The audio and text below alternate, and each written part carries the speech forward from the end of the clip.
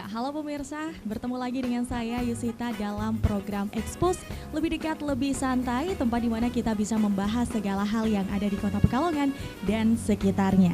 Baik pemirsa, di tengah euforia menyambut kedatangan Natal dan merayakan pergantian tahun, jutaan orang ini memadati jalan-jalan sehingga menciptakan sebuah gerak dan dinamika lalu lintas yang luar biasa. Namun, bersamaan dengan kegembiraan itu pemirsa, muncul sebuah tantangan besar bagi seorang kasat lantas ataupun orang yang bertugas dalam mengamankan atau memberikan pengamanan serta pengaturan lalu lintas gitu ya. Tugasnya tidak hanya sebatas memperlakukan aturan saja, tetapi juga merancang strategi yang cermat untuk menjaga keamanan selama musim liburan nanti. Kita akan membahas bersama bagaimana langkah-langkah konkret ataupun strategi yang dilakukan oleh Kasat Lantas Polres gitu ya, untuk memastikan bahwa setiap perjalanan nantinya akan menjadi pengalaman yang aman, nyaman, dan penuh berkesan bagi individu ataupun masyarakat Kota Pekalongan. Langsung saja kita sambut, ini dia bersama dengan narasumber yang sangat luar biasa dari Kasat Lantas Polres Pekalongan Kota, Ibu AKP Yuna Ahadiah. Iya, selamat malam Mbak. Selamat malam Ibu. Ya, kebetulan beliau ini sudah menjabat 2 bulan ya Bu ya? Sudah 2 bulan di Pekalongan. Oke, welcome to Kota Pekalongan Ibu. Iya, terima kasih. Boleh Bu perkenalan? Oh ya, perkenalkan saya Yuna Ahadiah, saya Kasat Lantas Polres Pekalongan Kota. Sudah 2 bulan di sini. Sebelumnya saya berdinas di Polda Jawa Tengah di Direktorat Lalu Lintas. Jadi selama saya 30 tahun berdinas menjadi polisi, 80% saya berdinasnya di lalu lintas. Dulu di Aceh sebelum di Jawa Tengah, terus di Polda Jawa Tengah, di Direktorat Lalu Lintas terus. Gitu, demikian terus ya, iya. Oke, baik. Karena sekolahnya juga di bidang lalu lintas. Gitu. Oh wow, luar biasa ya Ibu Yuna ini ya. Luar biasa, kami ucapkan sekali lagi untuk bertugas di kota kami Bu, Kota Pekalongan. Terima kasih, Kota Pekalongan yang walaupun panas tapi hatinya tenang. Oh luar biasa itu tadi ya. Walaupun panas hatinya tenang. Ayem ya Bu ya. Oke, semoga betah Ibu di Kota Pekalongan. Insyaallah. Iya baik. Nah Ibu, ini kita sudah membahas tadi, sempat saya singgung terkait pengamanan serta pengaturan lalu lintas menjelang Nataru Ibu. Nah mungkin pertanyaan pertama ini menuju ke bagaimana strategi pengamanan lalu lintas yang sudah disiapkan menjelang Nataru di tahun ini Bu. Dipersilakan. Terima kasih Mbak Ayu. Untuk pengamanan dalam rangka Nataru itu berbeda dengan pelaksanaan ketika kita operasi ketupat, karena volume kendaraan juga berbeda. Namun kita mempunyai kiat-kiat yang sama terkait itu, walaupun volume kendaraan kita tidak bisa meremehkan, karena volume kendaraan kadang tidak bisa diprediksi. Namun kegiatan-kegiatan kita tetap kita tingkatkan terkait dengan pengamanan.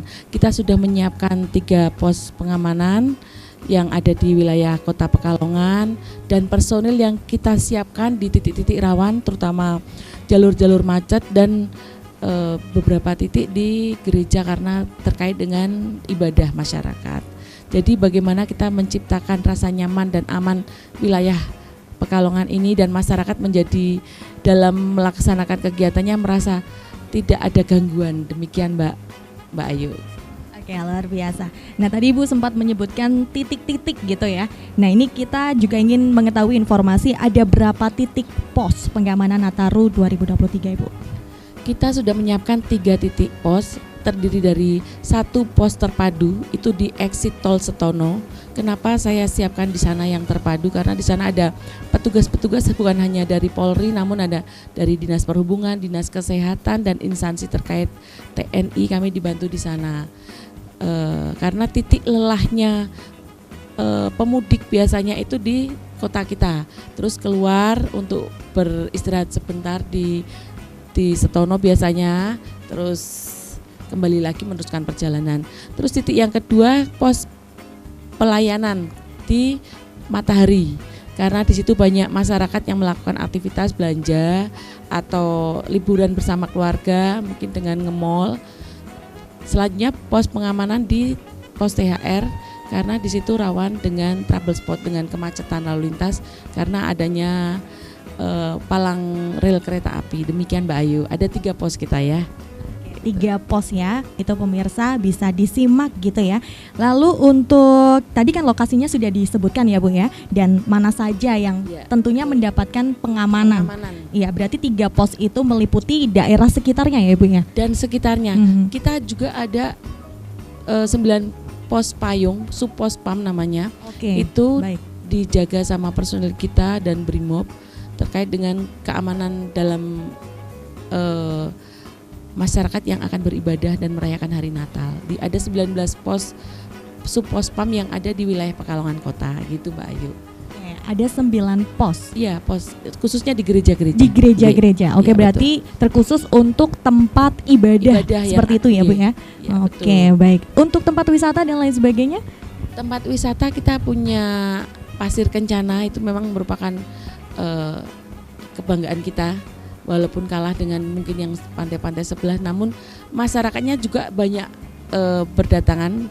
Kami siapkan untuk keamanan di sana, ada pos juga, tapi dibantu dengan dari Polair. Untuk arus perjalanan sudah, untuk sementara jalan sudah bisa digunakan karena kemarin ada pengecoran, sudah halus, dan dari pantauan kami patroli sudah bisa digunakan 100% gitu.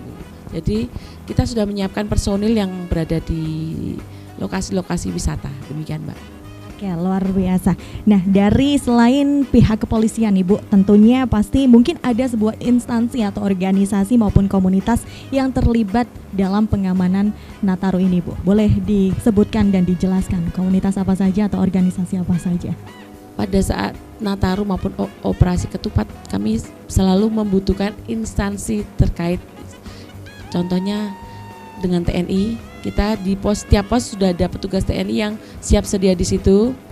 Di Dinas Perhubungan, dari Dinas Perhubungan Kota Pekalongan, Dinas Kesehatan, dan kita dibantu Saka Bayangkara Pramuka sebagai pembantu juga di situ. Di semua pos sudah kita siapkan, ada beberapa titik yang sudah kita siapkan tersebut. Dan jadi satu posnya, walaupun ada pembagiannya, namun kita bersama-sama. Ketika ada kemacetan, semua ikut turun membantu. Demikian, Mbak. Oke, berarti ternyata tidak hanya dari pihak kepolisian saja ya Bu ya, ternyata banyak instansi yang turut membantu seperti itu ya Bu ya. Oke, luar biasa. Nah, kemudian untuk koordinasi dengan pihak terkait untuk memastikan kelancaran lalu lintas ini, apakah ada Ibu? Dipersilakan. Untuk kelancaran lalu lintas sampai dengan hari ini ya, kita koordinasinya kita terpusat karena lalu lintas kebetulan Pekalongan Kota itu tidak memiliki jalur tol. Yang tol itu di Kabupaten dan Batang ada wilayah kita, namun untuk bertanggung jawabnya diambil alih karena hanya cuma 800 meter. Jadi yang bertanggung jawab dari pemerintah kabupaten. Namun kita tetap harus memantau karena apa? Karena kita harus mempersiapkan ketika ada one way, kita harus mempersiapkan kantong-kantong parkir dan kita siap menerima arus yang dari tol untuk dilewatkan di jalur arteri. Di jalur arteri juga sudah kami siapkan titik-titik rawan mana yang macet, sudah kita siapkan tim urai. Ada di jalur Jalan Dr. Sutomo Jenderal Sudirman dan Jalan Pemuda sudah kita siapkan tim urai di sana. Jadi ketika ada kemacetan kami sudah siap dengan penarikan arus. Demikian Mbak Ayu. Oke, berarti memang sudah dipersiapkan dari titik-titik yang tadi sudah Ibu sebutkan ya. Demikian, ya. Luar biasa. Nah, apakah dari peningkatan jumlah personil atau peralatan khusus ini mengalami lonjakan Ibu di tahun ini? Kenaikan jumlah volume kendaraan. Ya, betul. Volume kendaraan. Untuk volume kendaraan sampai dengan hari ini dan dibandingkan dengan tahun kemarin belum ada kenaikan, bahkan lebih berkurang. Saya juga tidak tahu, mungkin karena ada pembatasan kendaraan yang volume sumbu 3 ke atas. Memang ada pembatasan kita pada jam 5 sampai jam 10 malam, kecuali kendaraan tersebut mengangkut bahan makanan, logistik, dan BBM. Demikian. Jadi untuk kenaikan arus belum signifikan dan masih landai. Saya sampai dengan hari ini ya saya pantau. Demikian. Kita belum tahu arus baliknya yang perkiraan untuk tanggal 29, 30 dan 31. Demikian Mbak Ayu. Oke, berarti untuk pengamanan ini dimulai dari kapan ini Bu nantinya? Untuk operasi lilin candi tahun 2023 kita mulai tanggal 22 Desember kemarin sampai dengan 2 Januari 2024. Oke, namanya operasi lilin candi. Demikian. Oke, memang itu namanya ya Bu ya? Iya. Oke. Jadi sandi operasi. Jadi ketika Lebaran kita menggunakan ketupat. Iya, kalau Natal kita menggunakan lilin. Iya. Oke, karena apa itu Bu? Ada filosofinya atau? Kalau Lebaran kan identik kita makannya ketupat. Kalau Natal kan biasa kita menyalakan lilin kalau orang Nasrani. Oh oke, baik. Berarti ini ya namanya operasi lilin candi seperti itu. Nah tentunya Bu, dari sekian banyak pengamanan yang sudah dilakukan oleh Kasat Lantas, bagaimana antisipasi terhadap kemungkinan kecelakaan atau gangguan lalu lintas selama liburan Bu? Apakah ada dari informasi dari Kasat Lantas atau pihak terkait tentang hal tersebut? Dipersilakan. Jadi kita dalam rangka menurunkan angka kecelakaan yang mengakibatkan fatalitas atau meninggal dunia, kita sudah melakukan upaya-upaya. Antara lain kegiatan preemptif dan preventif, kita mensosialisasikan bagaimana kita menjaga kewaspadaan dalam berkendaraan, kesiapan kita dalam berkendara, terutama kepada masyarakat yang akan melaksanakan mudik, harus siap dulu, siap diri, siap kendaraannya, siap administrasinya. Jadi jangan dalam keadaan mengantuk. Apabila mengantuk harus segera istirahat gitu. Jadi himbauan kami khususnya lalu lintas kepada masyarakat dalam rangka menurunkan angka kecelakaan, yaitu tadi meningkatkan kewaspadaan dan jaga keselamatan diri. Demikian. Ya, luar biasa. Nah Bu, tentunya pasti ada sebuah rencana khusus ya dalam mengatasi kemacetan lalu lintas di titik-titik rawan. Nah ini seperti apa Bu rencana khusus itu? Kalau rencana khusus kami ketika ada kemacetan tadi sudah kami sampaikan, akan kami siapkan tim urai. Sudah kita ada tim urai yang siap mengurai kemacetan tersebut. Apabila kemacetan itu tidak ada solusi dengan mengurai kemacetan tersebut, kami alihkan. Ada jalur-jalur evakuasi yang untuk pengalihan arus sehingga dapat terurai dan tidak menjadi semakin menambah kemacetan. Demikian. Kalau di wilayah kita kan kebetulan banyak jalan kecil-kecil yang bisa kita alihkan untuk menuju jalan utama, jalan arteri. Demikian Mbak Ayu. Oke, berarti jalur evakuasi itu ada di mana saja ya Bu ya di Kota Pekalongan? Jalur Hayamuruk, rencana kalau kendaraan kecil bisa kita lewatkan sana jalur Hayamuruk, nanti kita alihkan langsung menuju Dr. Wahidin dan kembali bisa ketemu di Jalan Jenderal Sudirman. Apabila memang itu ada kemacetan lagi kita ke Jatayu belok kiri itu kita kembalinya sama, akhirnya ke Dr. Wahidin lagi gitu. Tapi bisa kita putarkan dulu sebentar gitu. Setidaknya mengurangi volume kendaraan dan antrian panjang yang ada di jalur utama. Demikian Mbak Ayu. Baik Ibu. Ya. Nah untuk peran ya Bu ya, bagaimana sebuah peran teknologi dalam mendukung pengamanan dan pengaturan lalu lintas selama musim liburan ini Bu? Apakah ada peran di teknologi yang diberikan oleh Kasat Lantas atau pihak terkait? Dipersilahkan. Terima kasih Mbak. Jadi gini, kalau di era digitalitas seperti ini, informasi kan dapat kita peroleh dari mana saja. Kita mempunyai media sosial yang setiap saat kita sosialisasikan situasi arus lalu lintas. Kita melaksanakan live report, menginformasikan kepada masyarakat situasi arus kendaraan.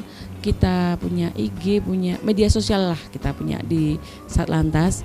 Jadi sangat berperan media sosial ini dengan adanya teknologi yang semakin maju ini dan sarana komunikasi lebih mudah. Kita mempunyai WhatsApp, Google Map yang ketika ada kemacetan bisa diketahui masyarakat.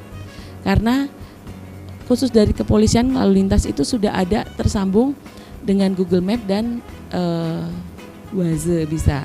Jadi ketika ada kemacetan, ada kecelakaan bisa dilaporkan di situ. Demikian. Oke, luar biasa. Nah, Ibu Yuna, nanti kita akan mengobrol lebih lanjut ya terkait pengamanan serta pengaturan lalu lintas. Jadi pemirsa jangan kemana-mana, tetap di Expose, lebih dekat, lebih santai.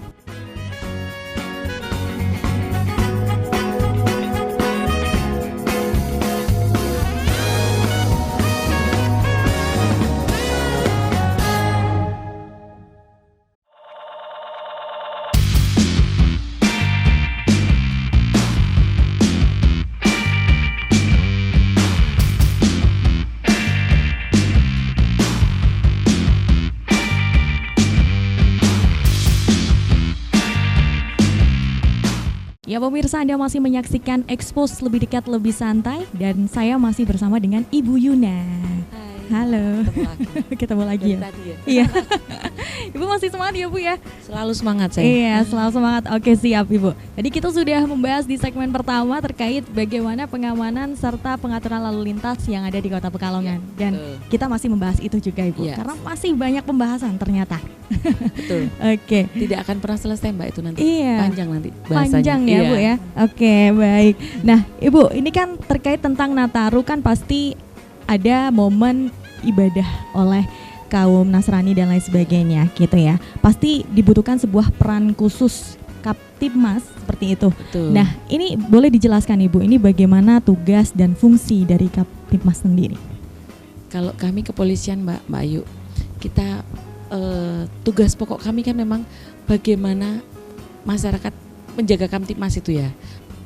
Bagaimana masyarakat itu merasa nyaman, aman dalam melaksanakan ibadah. Kalau saya lihat di Pekalongan Kota ini toleransi agamanya sangat kuat, FKUB-nya sangat bagus, saling menghargai, bahkan kita mempunyai ulama besar yang ada di sini sangat menghormati agama di luar agama Islam. Kita mencontoh beliau. Makanya kami dari kepolisian sudah terciptanya itu bagaimana kita menjaga itu agar masyarakat bisa bersama-sama membangun Kota Pekalongan ini dan menciptakan rasa nyaman. Apalagi ini suasana politik, walaupun di luar sangat panas, namun di Pekalongan saya lihat masih adem-adem saja. Ya, karena pandangan boleh beda, namun bagaimana kita itu kan pribadi masing-masing. Betul Ibu. Namun saya lihat toleransinya sangat tinggi di sini Mbak. Demikian Mbak Ayu. Ya, yang terpenting itu ya Ibu ya, toleransi ya, itu ya Bu ya. Oke. Nah, tadi sudah dijelaskan terkait Kasat Lantas Polres ya menghimbau pengamanan di gereja-gereja menjelang Nataru tadi. Iya. Nah, tentunya Ibu, di Natal ini kan pasti ada sebuah momen di mana melonjak aktivitas kita ya sebagai masyarakat di perjalanan seperti itu. Iya. Nah, pasti ada namanya arus mudik dan arus balik. Nah, ini mungkin bisa dijelaskan Bu, skemanya seperti apa nih arus mudik dan arus balik? Kalau kami dari lalu lintas, perkiraan arus mudik itu volume kendaraan tertinggi itu tanggal 23 dan 24. Kami dari lalu lintas evaluasi setiap tahun, dari evaluasi setiap tahun itu kami bisa memprediksi volume kendaraan. Kami perkirakan tanggal 23 dan 24 Desember itu volume tertinggi arus mudik Natal. Namun arus baliknya Natal itu arus tertingginya tanggal 27 dan 28. Tapi kita didatangkan lagi Mbak arus mudiknya tahun baru. Tahun baru itu kita prediksinya tanggal 29, 30, 31 itu arus tertingginya tahun baru. Arus mudiknya tahun baru, namun ada arus baliknya yang arus pusaran terakhir itu karena akhir liburan, diperkirakan anak sekolah dan orang bekerja itu mulai masuk tanggal 2, namun di beberapa daerah ada yang tanggal 3. Jadi kami tetap tanggal 31, tanggal 1 dan tanggal 2 itu merupakan prediksi kami arus puncaknya arus balik, bukan arus mudik, arus balik. Jadi pada hari-hari itu kami memang standby kan tim urai dan personil kami sudah ada di titik-titik kerawanan kemacetan. Kalau di Pekalongan ini titik-titik rawan macet itu ya sepanjang jalan keluar tol itu dari Dr. Sutomo sampai Jenderal Sudirman sampai Ponolawen itu. Kalau dari arah barat bisa kita lihat dari THR ini karena ketemu dengan perlintasan palang sebidang kereta api. Namun sampai yang saya lihat sampai dengan sekarang, titik-titik itu yang tentang kemacetan belum kita lihat signifikan, belum ada. Jadi kita tetap standby. Kita tidak bisa tidak bisa jaga kayak gini, pura-pura gini. Jadi seolah-olah nanti tidak ada apa-apa. Tapi tetap kita harus siap. Walaupun jangan memprediksi yang tidak baik. Prediksilah yang baik-baik. Iya, gitu. Kalau saya tetap personil dan rencana-rencana kegiatan kami ketika ada lonjakan arus dan peningkatan volume sudah kita siapkan. Bahkan kita sudah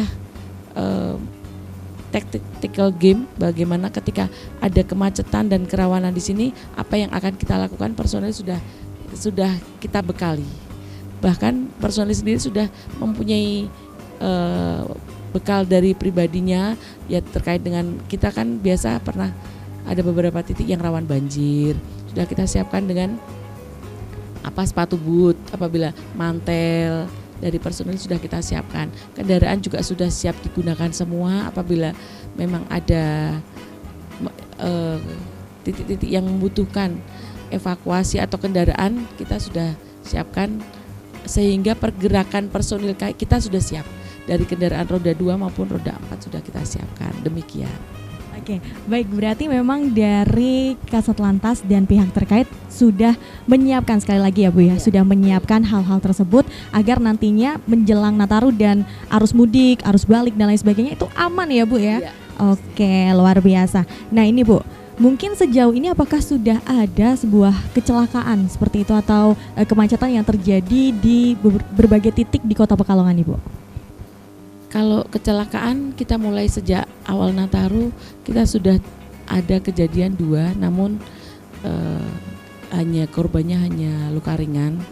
Tapi kita tidak bisa menyepelekan walaupun luka ringan atau material, tapi itu bentuk kecelakaan dan kelalaian dari pengemudi. Jadi tetap saja menjadi pelajaran buat kita semua, terutama masyarakat ketika akan bepergian menggunakan sarana kendaraan dan berada di jalan raya harus tetap berhati-hati.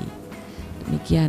Kalau untuk kemacetan, kita sebenarnya lalu lintas itu dibilang macet ketika tidak ada perputaran roda. Kalau di kami di wilayah Pekalongan Kota ini memang ada perlambatan, namun tidak kemacetan. Karena perlambatannya itu tadi karena ada perlintasan kereta api, jadi antriannya lumayan panjang. Tapi bukan kemacetan, demikian. Terus di wilayah kita juga kan ada black spot. Black spot itu titik rawan kecelakaan, Mbak. Itu di jalan Gajah Mada. Jadi masyarakat memang ruas jalannya lurus, halus. Masyarakat kalau melintasi situ pengennya ngebut. Terus ada persimpangan yang tiba-tiba masyarakat kadang kalau mengendarai itu muncul dan tidak bisa menghindar dari kecelakaan tersebut. Jadi ya saya himbau kepada masyarakat tetap berhati-hati, patuhi batas kecepatan kendaraan. Apabila mengemudi jangan merasa jalan itu milik sendiri. Demikian, karena jalan itu miliknya orang banyak. Kita bagaimana menghargai pengguna jalan yang lain. Demikian Mbak Ayu. Ya, luar biasa. Jadi memang untuk informasi kepada masyarakat ini penting banget ya Bu ya, terkait bagaimana keamanan yang harus kita patuhi di lalu lintas seperti itu ya Bu ya, di perjalanan. Karena ya untuk menciptakan jalan yang aman ya kitanya juga harus sadar diri tentang aturan-aturan yang sudah dibuat seperti itu ya Bu ya. Nah ini boleh untuk catatan kepada pemirsa yang di rumah. Nah mungkin saya ingin tanya kepada Bu Yuna terkait Bu Yuna, as a personally, bagaimana pandangan Ibu Yuna terkait Nataru di Kota Pekalongan ini, Bu? Dipersilakan. Pandangan saya terhadap situasi Natal di wilayah Pekalongan ini sangat, saya lihat aman, baik, karena kota ini sudah tertata dengan baik, jalannya juga walaupun kita tidak memiliki tol, kita memiliki arteri yang setiap hari volume kendaraannya bukan sedikit lagi, namun sudah tertata. Mungkin ada beberapa titik yang memang ada kerusakan jalan, namun ini akhir tahun dan kondisi cuaca juga seperti ini, jadi namun upaya-upaya dari pemerintah dan masyarakat kita sangat sinergi dalam membangun Kota Pekalongan ini, gitu Mbak Ayu. Jadi situasi Nataru saat ini saya rasa aman, nyaman, masyarakat bisa beribadah dengan nyaman sekali. Lalu lintas juga saya lihat landai, tidak ada pergerakan maupun euforia yang sangat kelihatan di masyarakat terkait dengan liburan. Namun saya tetap mengimbau itu yang di exit tol, yang khususnya jalan, ada beberapa mungkin masyarakat yang kadang menggunakan lajur lambat itu untuk parkir atau berjualan. Jadi di sana saya himbau untuk digunakan sebagaimana mestinya. Apabila jalur digunakan jalan, ya jangan digunakan untuk parkir, karena rawan dengan kecelakaan. Masyarakat yang akan roda 2 yang akan menggunakan lajur lambat, dia akan menggunakan jalur utama dan itu sangat berbahaya buat kendaraan dan berakibat kecelakaan lalu lintas. Ada beberapa kali terlibat kecelakaan lalu lintas yang seperti itu, Mbak Ayu. Jadi saya himbau pengamanan, apalagi orang tua yang memiliki anak di bawah umur yang sudah bisa mengendarai kendaraan, agar diawasi dan kalau bisa jangan diizinkan dulu untuk menggunakan kendaraan. Demikian Mbak Ayu. Oke, tadi Ibu sempat menyebutkan kantong-kantong parkir seperti itu ya. Nah ini maksudnya seperti apa Ibu? Mungkin bisa dijelaskan informasi apa yang bisa kita dapatkan terkait hal tersebut? Terkait dengan kantong parkir, di wilayah kita kan tidak punya jalur tol. Namun kita siap menerima apabila ada penggunaan one way, pelaksanaan one way itu arus yang ada di dalam tol kan harus dikeluarkan untuk mengisi kekosongan, untuk mengosongkan jalan tersebut karena akan digunakan untuk one way. Jadi kita harus siap menyediakan tumpahan dari arus tersebut yang dari tol. Jadi kita harus mempersiapkan, saya berkoordinasi dengan wilayah samping khususnya Batang, Pemalang, untuk apabila itu terjadi kita harus siap menerima itu jalur arteri. Namun kita punya terminal yang bisa kita gunakan untuk kantong parkir. Kantong parkir yang kedua itu apabila ada kendaraan sumbu 3 ke atas yang melanggar, karena dia seharusnya berjalannya tengah malam, namun dia sudah menggunakan dari siang, harus kita kantongkan dulu, sementara kita parkirkan dulu di kantong parkir tersebut. Kalau di wilayah kita saya gunakan di terminal karena memang memiliki lahan yang luas. Demikian Mbak Ayu. Oke, berarti hanya di terminal saja ya Bu? Iya, karena kita tidak punya lapangan yang luas untuk menempatkan kendaraan-kendaraan tersebut. Apalagi kan kantong parkir itu untuk kendaraan yang sumbu 3 ke atas yang identik yang besar rata-rata. Demikian. Iya. Nah, tadi Ibu sudah menyebutkan titik rawan gitu ya dari kecelakaan. Nah, mungkin saya ingin bertanya, di mana saja titik-titik rawan kemacetan Ibu? Kalau di Pekalongan ini titik rawan kemacetan itu ada 2 sebenarnya, itu tadi di Jalan Pemuda, di THR itu sepanjang Jalan Pemuda Gajah Mada itu, dengan Jalan Jenderal Sudirman Dr. Sutomo sepanjang yang mau mengarah ke tol. Itu karena kan ada beberapa traffic light. Iya, ada 4 traffic light yang di tengah, dari Ponolawen sampai exit itu ada 6, namun di tengah-tengahnya ada 4.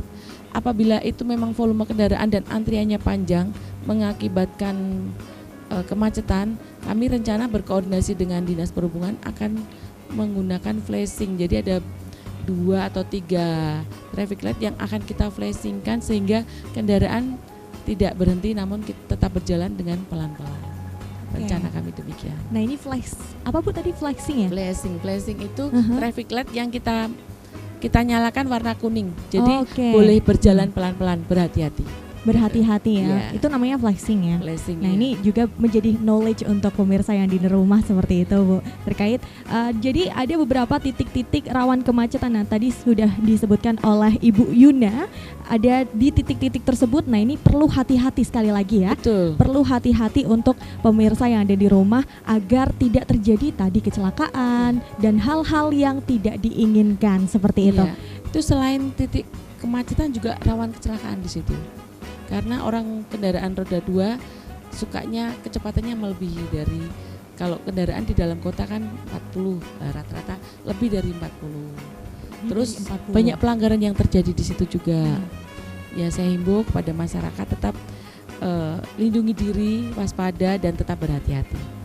Oke, baik, terima kasih Bu Yuna. Iya, Dan sama-sama. kita nanti masih ada satu segmen lagi Bu ya. Oke, Tetap oke. semangat dan pemirsa jangan kemana-mana, tetap di Expose lebih dekat, lebih santai.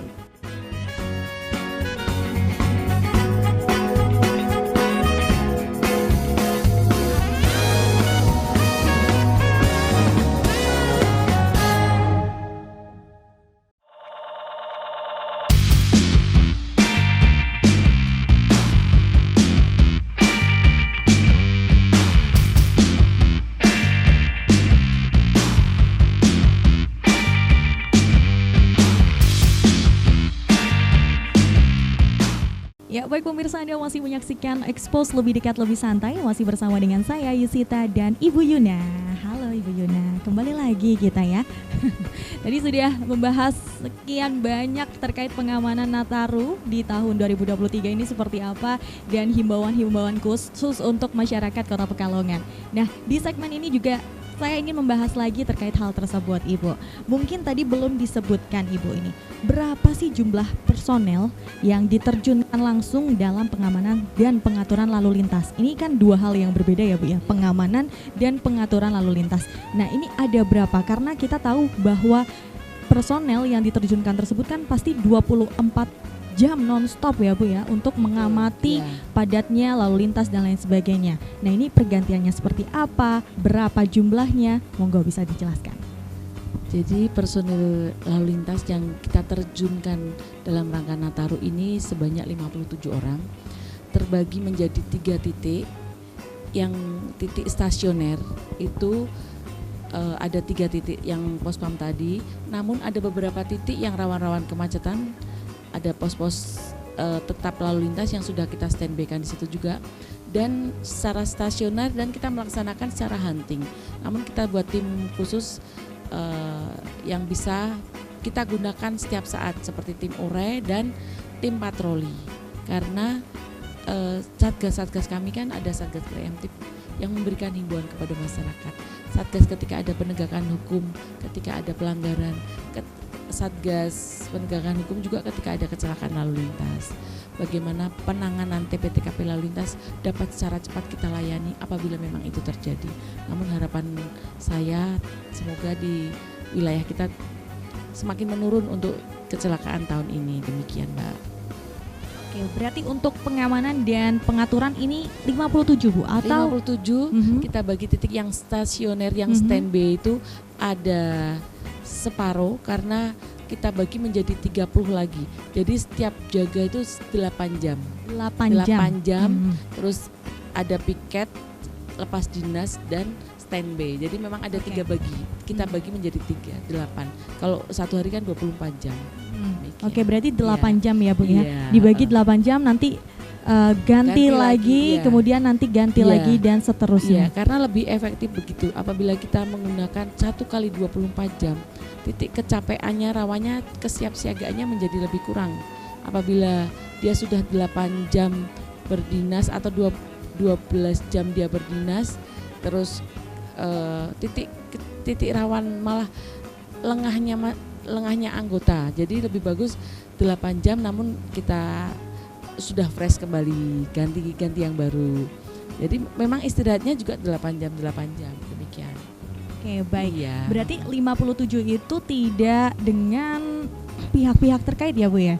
Yang tadi Tidak hanya khusus lalu lintas. lalu lintas Iya, saja. lalu lintas saja. Oke, kalau untuk pihak-pihak terkait apakah ada himbauan atau batasan untuk jumlah orangnya untuk serta ikut di pengamanan serta pengaturan? Kalau batasannya tidak ada. Semakin ramai kami semakin senang kalau dibantu banyak orang. Namun dari pihak TNI sudah mengirimkan di setiap pos sudah berjaga 2 personil setiap pos. Terus dari Disub juga sudah. Saya lihat kemarin sudah, karena pengaturan dari masing-masing instansi berbeda. Namun termasuk dari kepolisian kan juga yang ada dari Sabara, ada lalu lintas, ada Intel, ada dari Bimas gitu. Bukan hanya kepolisian, bukan hanya lalu lintas, masih banyak personil yang lain gitu. Berarti satu kesatuan untuk pengamanan serta serta pengaturan ini ya Bu ya. Luar biasa. Kalau ini kami tugasnya mungkin bidang Kamset Tiptara Lantas. Kalau di Intel mungkin mencari informasi bagaimana situasi keamanan di wilayah kita. Perkiraan apa yang akan terjadi, kira-kira kerawanannya apa. Mempunyai tugas masing-masing kami. Iya. Tugas masing-masing ya tentunya ya. Oke, luar biasa. Nah, Ibu, tadi kan sudah disebutkan sedemikian rupa dari jumlah personil yang diterjunkan. Tentunya dari beberapa personil ini pasti melihat beberapa pelanggaran dan kecelakaan yang terjadi. Nah, biasanya ini disebabkan oleh apa saja sih Bu kalau boleh tahu? Kalau pelanggaran itu sebenarnya kalau masyarakat kalau soal aturan tuh masyarakat kita sudah pintar-pintar. Sebenarnya cuman kemauan dan disiplin dari diri sendiri, kesadaran masyarakat untuk tertib itu dan toleransi pengguna jalan terhadap pengguna jalan yang lain.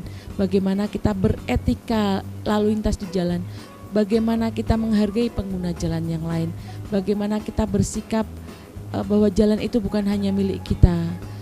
Itu yang saya pengen mengajak masyarakat, ayo kita bagaimana ciptakan lalu lintas kita yang aman, nyaman, lancar gitu.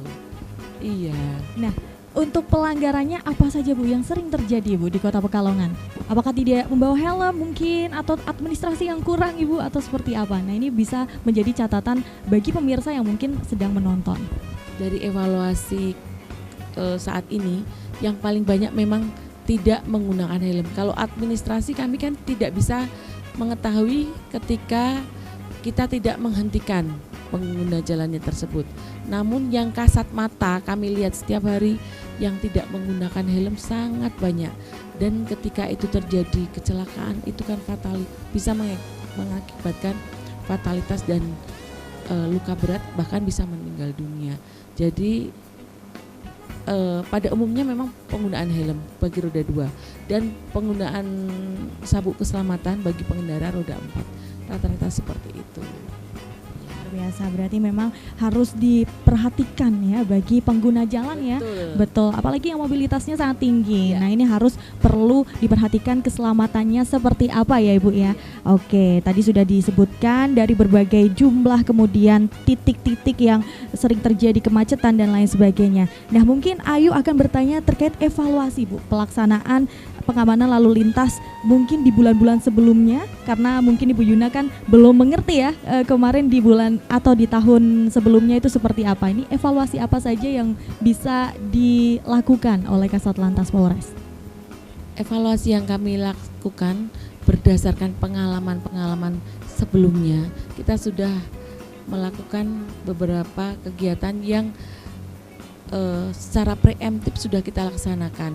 Contohnya sosialisasi tentang apabila ada kemacetan masyarakat bisa menggunakan jalur alternatif yang lain.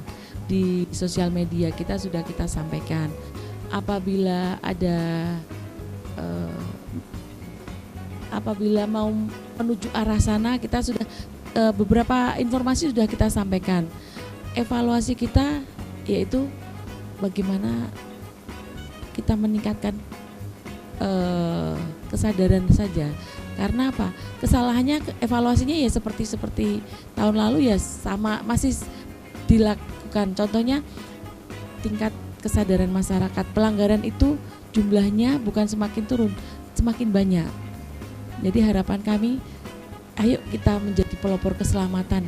Ayo kita jaga diri kita, lingkungan kita, keluarga kita agar terhindar dari kecelakaan lalu lintas.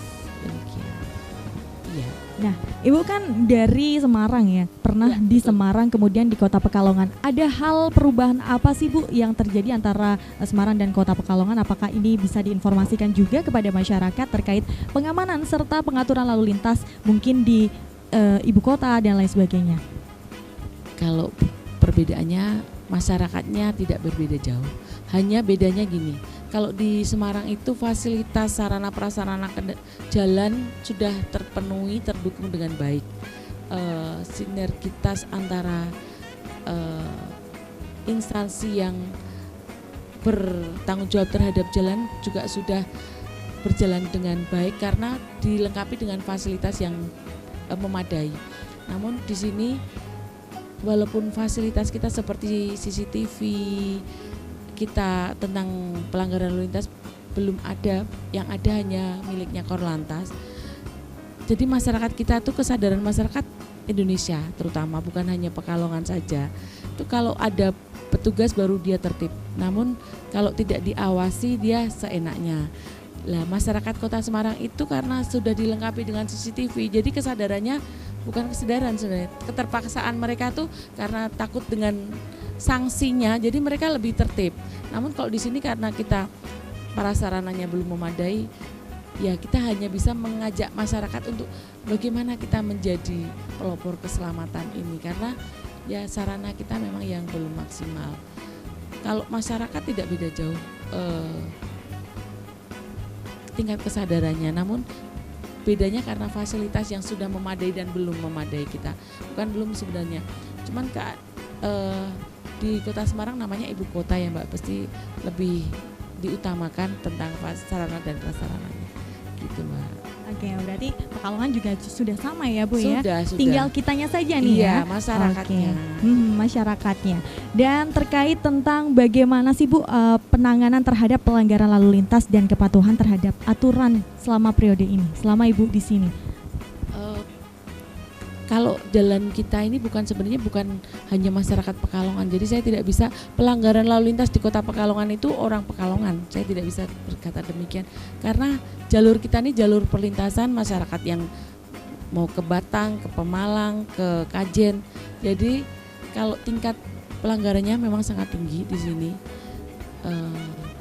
Namun selama Nataru ini kami tidak melaksanakan penegakan hukum dengan tilang, kita menggunakan secara humanis dengan himbauan bagaimana.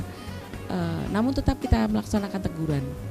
Apabila ada pelanggaran tetap kita tegur, bukan kita biarkan itu. Nah, Ibu, ini apakah ada sebuah tips khusus gitu ya untuk mengatasi kemacetan bagi pengendara? Sebelum kita melangkah ke tips-tips lain, mungkin bisa diinformasikan Ibu kepada masyarakat di Kota Pekalongan. Kalau tips saya ketika akan pergi, kita lihat dulu situasi arus, kan sekarang banyak teknologi yang bisa memantau arus jalur kendaraan, jalur lalu lintas itu ada kemacetan atau tidak. Terus cari jam-jam yang aman dan tidak rawan pada saat kemacetan.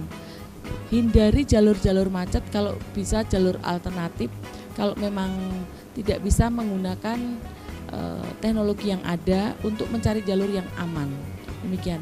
Tips saya hanya itu sebenarnya, karena kalau tips menghindari kemacetan jalurnya hanya itu saja. Jadi saran saya terutama kendaraan roda 2 dan roda 4 yang kecil bisa mencari jalur alternatif. Oke, nah tadi sudah dikasih tips tentang bagaimana cara menghindari kemacetan dan lain sebagainya. Yang aman. Oke. Nah itu tadi boleh dicatat ya pemirsa ya. Nah untuk tips mudik nih Bu mungkin, karena kan sebentar lagi kita akan mengalami itu ya Bu ya, arus mudik yang sangat luar biasa karena menjelang Nataru dan memang itu lonjakan yang sangat lumayan. Ini seperti apa Bu tips mudiknya? Tips mudik khususnya dari kami lalu lintas ya Mbak Ayu. Jadi bagaimana kita siap diri dulu. Siap diri itu kita dalam keadaan sehat, tidak dalam keadaan sakit. Pada saat mengantuk diusahakan jangan mengendarai, istirahat. Siap diri itu ya persiapan diri kita, kelengkapan diri kita. Terus siap administrasi. Administrasi itu SIM, STNK, kelengkapan administrasi kita. Terus siap kendaraannya. bukan hanya kitanya yang siap, kendaraannya juga dicek, rem, kendaraan juga dalam keadaan sehat pada intinya. Kalau perlu diservis dulu, terus kita cek BBM-nya, jangan sampai nanti di tengah jalan kita kekurangan BBM, terutama yang roda 4 dan melintasi jalur-jalur tol itu juga kan harus kita siapkan dulu BBM-nya, karena di tol itu kan untuk pengisian BBM jaraknya lumayan jauh. Demikian, gitu Pak Ayu. Oke, nah ini pertanyaan terakhir Ibu. Bagaimana nanti masyarakat ketika menemukan sebuah kemacetan, kemudian pelanggaran lalu lintas dan lain sebagainya, harus mengadu kemana? Mungkin bisa diinformasikan nomor darurat yang ada, dan harapan untuk pengamanan Nataru di tahun ini seperti apa Ibu? Boleh disampaikan. Apabila ada permasalahan di jalan atau kendala-kendala di jalan, khususnya di wilayah Pekalongan Kota, bisa menghubungi call center Mbak. Bukan hanya lalu lintas, namun tentang Kamtipmas juga bisa disampaikan di situ. Di call center kita 110. Kita menerima 24 jam. Kalau apa tadi yang kedua? Himbauan. Harapan saya khususnya di wilayah Pekalongan Kota ini, bagaimana terciptanya kita bersinergi semua instansi dan masyarakat untuk membuat Pekalongan Kota ini semakin aman, nyaman, lancar, dan semakin rukun. Di sini tuh saya contoh toleransinya yang semakin rukun ini. Harapan saya Kota Pekalongan ini semakin maju dan menjadi kota percontohan di Indonesia, gitu Mbak. Oke, terima kasih Ibu Yuna atas penjelasan yang sangat luar biasa. Tentunya pasti keselamatan itu adalah cahaya pemandu ya Bu ya, yang sangat luar biasa. Dan tentunya Kasat Lantas sudah berhasil mengambil tindakan yang baik serta kerjasama yang baik dari pihak-pihak terkait. Tentunya kita juga sebagai masyarakat perlu bekerja sama ya Bu ya, sadar diri akan perjalanan itu sangat penting. Mungkin itu saja yang bisa disampaikan oleh saya dan Ibu Yuna terkait pengamanan Nataru 2023 ini. Semoga bermanfaat untuk pemirsa yang di rumah, dan selamat tahun baru, Happy New Year. Waktunya saya Yusita dan Ibu Yuna pamit undur diri. Wabillahi taufik wal hidayah. Wassalamualaikum warahmatullahi wabarakatuh.